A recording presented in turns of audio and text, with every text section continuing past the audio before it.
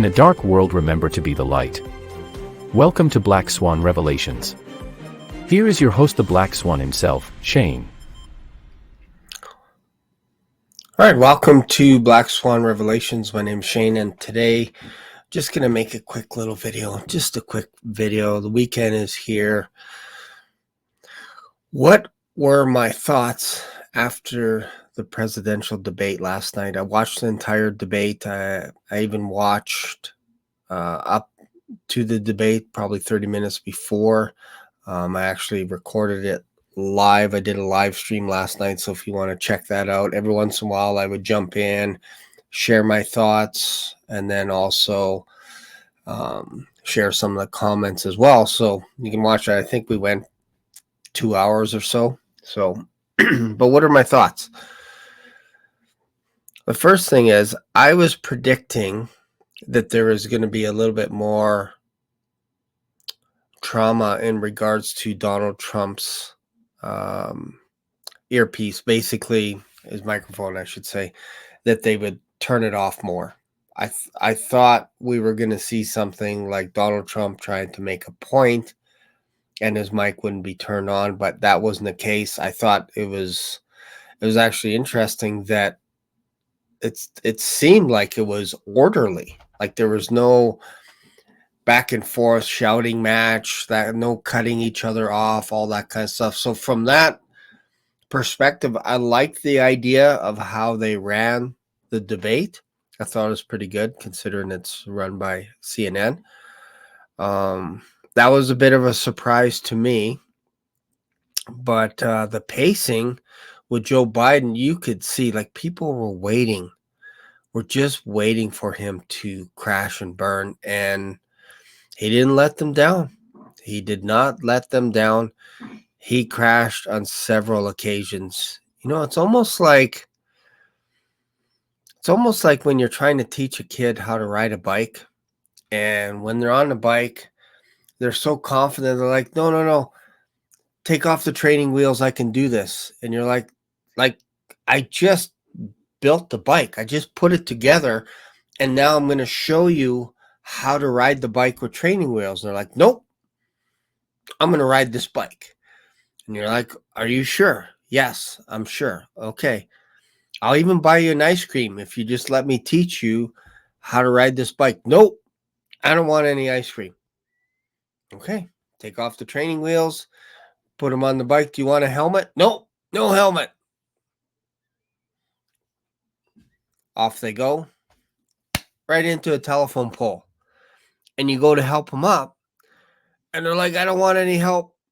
I don't want any help. I want to do it again. And then they smash into the next telephone pole. And you go and sit down on your porch, and you're like, I don't know. Something's wrong here. My child keeps smoking into telephone pole after telephone pole. And every time I try and tell him, dude, you shouldn't ride this bike anymore. You should give it up. You should try walking instead. Like, don't ever ride a bike again. That's what I felt happen with Joe Biden. He would just all of a sudden, after he would say something, he would be like, well, in regards to the border patrol and the police force, we should have equity police force all over.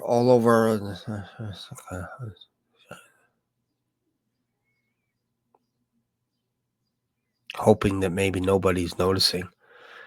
And then thank God for the mediators, because they would jump in and say, Joe, you have 48 seconds left. And he'd be like, well, yeah, I think we should go over, and it doesn't matter Roe versus Wade, and then sometimes when we go over here, and then we have the bologna sandwich,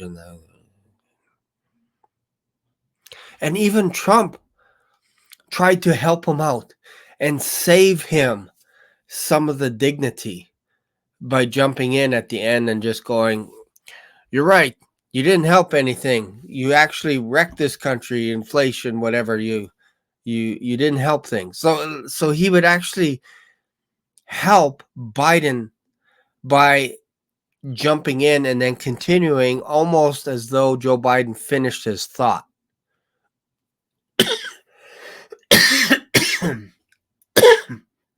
And another thing, this is interesting because when you talk for a long period of time, you get parched if you don't have enough water. Joe Biden started off the debate by coughing. And I commented right away, he's parched.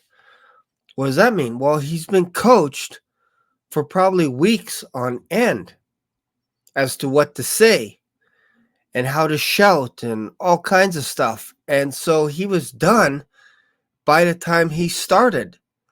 His throat was toast because he'd been talking probably for days, practicing having a debate. So that stood out to me right out of the gate. And then another thing, they started talking about golf near the end. And Joe's like, I have a handicap of like 6.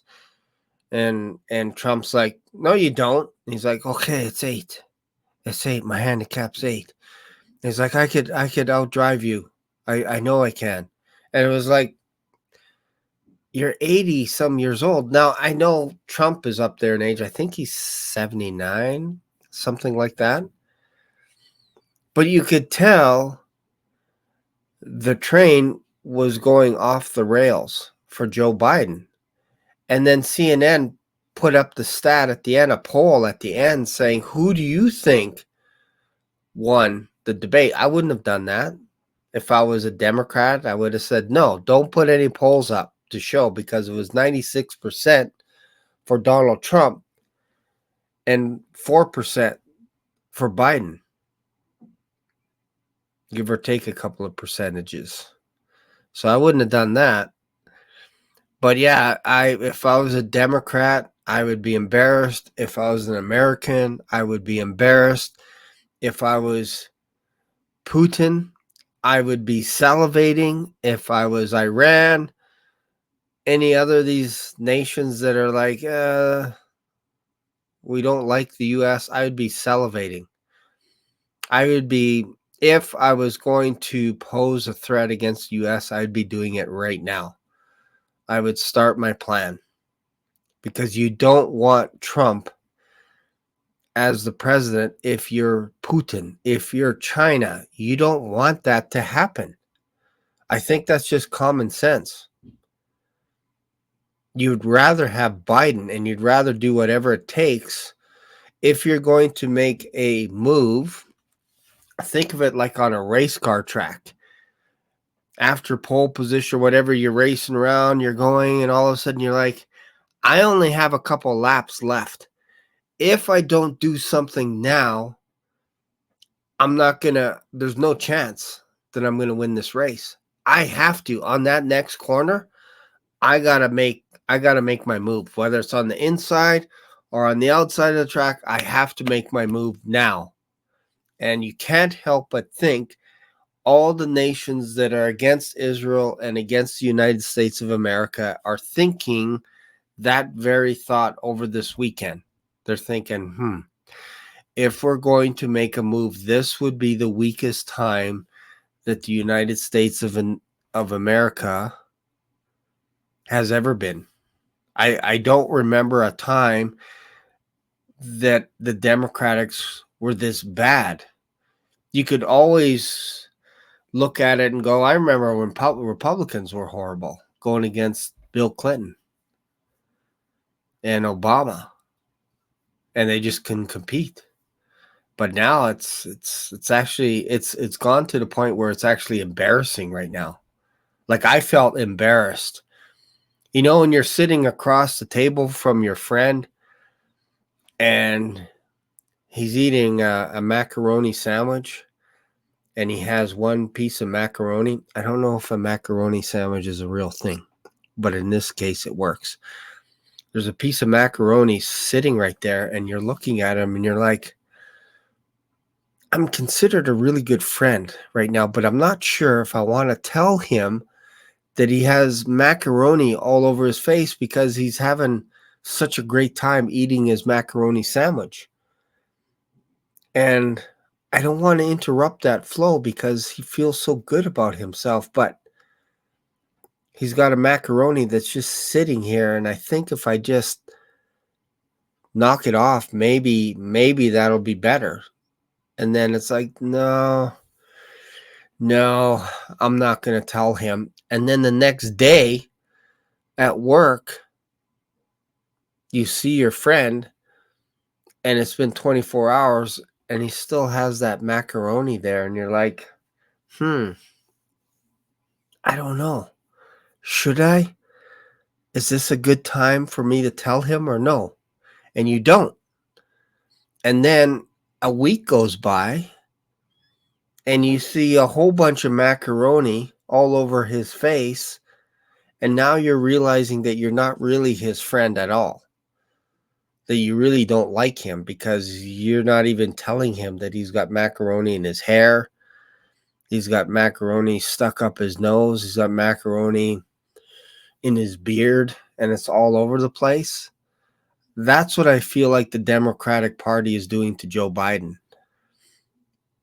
They're setting him up for a fall, and I think he's been with the Democratic Party running for the last 50 years. So he said himself that he was one of the youngest politicians, and now he's one of the oldest presidents. So they're not doing him a favor right now, and it's embarrassing. So I think it's going to be a landslide win for Donald Trump in November if the United States has an election. If there's an election,